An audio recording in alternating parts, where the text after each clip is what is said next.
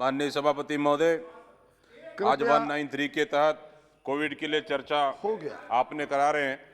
मैं बहुत बहुत धन्यवाद देता हूं आपको। माननीय सभापति महोदय, कोविड-19 के वैश्विक महामारी ने दुनिया को झकझोर दिया।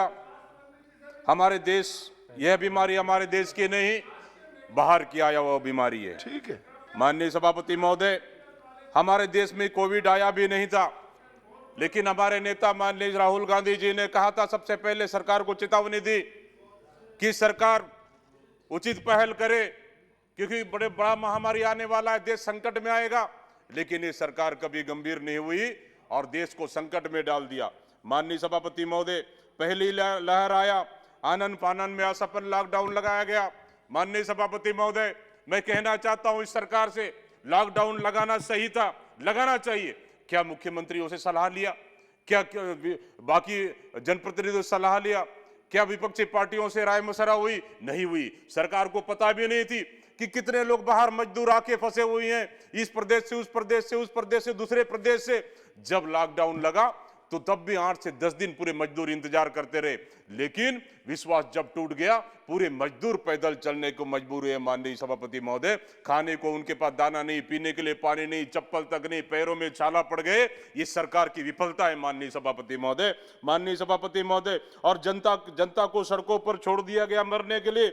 जनता को बचाना तो छोड़, आपने तो ताली बजवाए। हम कब मना कर रहे हैं भी? आपने ताली बजवाए, मोमबत्ती जलाए, अगरबत्ती जलाए, टार्च जलाए, सब जलाए।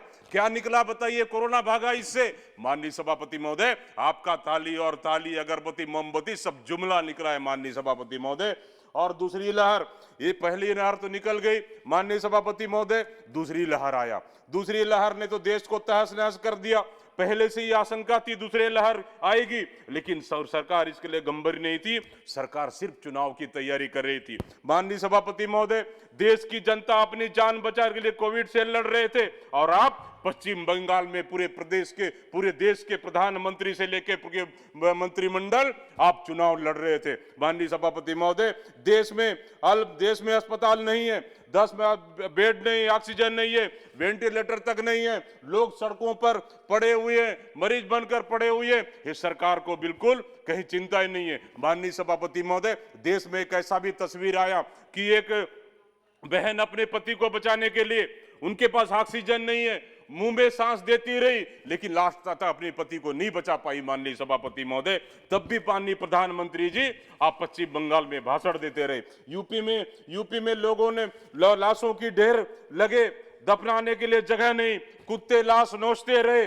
लोग। ये स्थिति पूरा देश ने देखा है। लाखों लोगों की मौत का जिम्मेदार कौन है? माननीय सभापति महोदय, देश का प्रधानमंत्री और केंद्र सरकार इसके जिम्मेदार है। माननीय सभापति महोदय, आपसे वैक्सीन दिया, आपने वैक्सीन दिया नहीं, राज्यों के ऊपर छोड़ दिया कि राज्य अपने अपने प्रदेश की जनता को वैक्सीन लगाएगा। मैं धन्यवाद देता हूं हमारे प्रदेश छत्तीसगढ़ के मुख्यमंत्री भूपेश बघेल जी को, जो देश में पहले समय आकर उन्होंने कहा कि हम छत्तीसगढ़ के लोगों को वैक्सीन देंगे, वैक्सीन खरीदेंगे, केंद्र सरकार पैसा दे न दे, तब जाकर पूरे देश के लोग सबसे पहले आके कहा, तब देश उसके बाद सब प्रदेशों के दबाव में आकर आपकी सरकार, केंद्र सरकार ने वैक्सीन देने को तैयार हुई।